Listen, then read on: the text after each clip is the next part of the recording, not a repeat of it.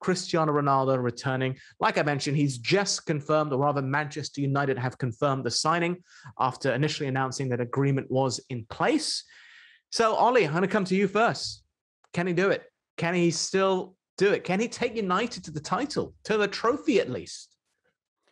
To a trophy, I mean, that's an absolute imperative, really. I think for United, after 4 seasons without a trophy, it's too long for a club of Manchester United's size, and it's too long since they've competed for the Premier League title. I mean, they've not really made any kind of challenge for a Premier League title since Sir Alex Ferguson left in 2013. They've not competed for a Champions League in that time. So that's, they've added Varane, they've added Sancho, they've now added Cristiano Ronaldo. That's the standard to which they're going to be tested this season. He's not been bought to win them the FA Cup or the Carabao Cup or anything like that. He's been bought to take them to the next level. As for whether he can do it, I mean, he's 36.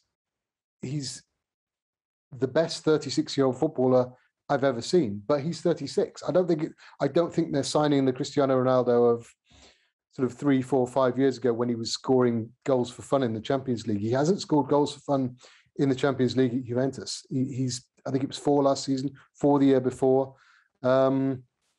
He's a brilliant goal scorer. He will score goals. My question, and it was the question I was asking when Manchester City seemed to be at the front of the queue for him, was, okay, you're going to sign him, but is that going to...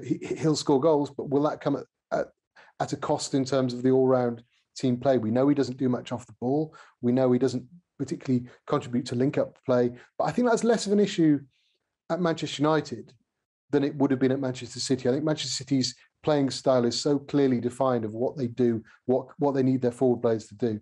I think Manchester United's playing style, and this is probably a criticism, but it actually works in their favour here, but it is less clearly defined. It's still a work in progress under Ole Gunnar Solskjaer, and they can probably adapt more easily to play to the strengths of a guy like Ronaldo. So I've got no doubt he will go there, score goals, be the man, the sort of alpha male footballer of the Premier League. But whether he will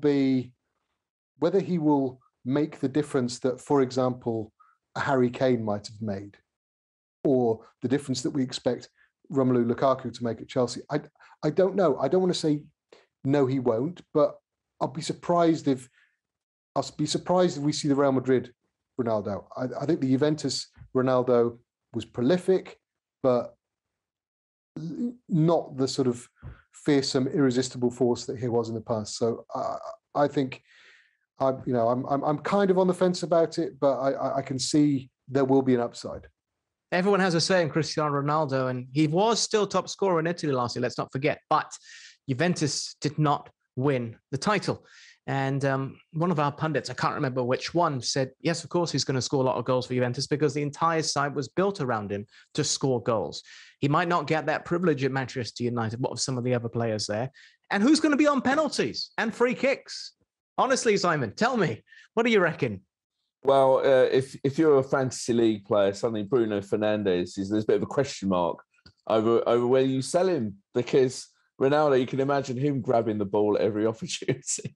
Get out of my way. This is mine. This is mine. I still think that Ronaldo brings points, guaranteed points for United, and that will inevitably bring them closer to the top. When you add him, particularly to Varane, Sancho, I think I think there's a question mark over how he'll adapt to the Premier League in his first season, and perhaps will need a bit of time.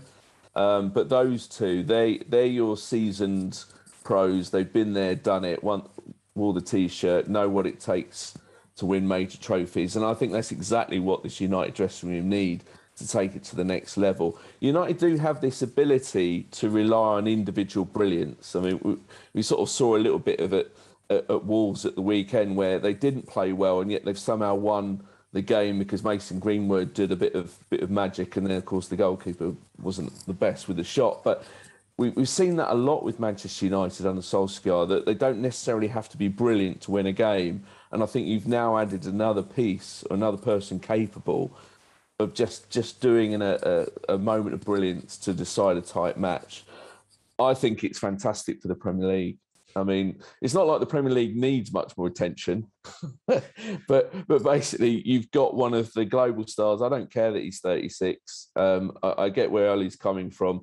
I wish I looked as good as he did at 36. I think he's going to be hungry. He's going to be being reunited at the club that he shone so much at early in his career. I'm not saying United are going to win the title, but I think they've got a far better chance now he's in the squad. I am actually a month or two older than Ronaldo, and I can tell you our bodies are worlds apart, absolutely worlds apart. I have the body of a 50-year-old. He has the body of a 21-year-old. It should be fascinating to see how things pan out for Cristiano in the Premier League. We're expecting him to make his debut against Newcastle, so something to look out for once the Premier League returns.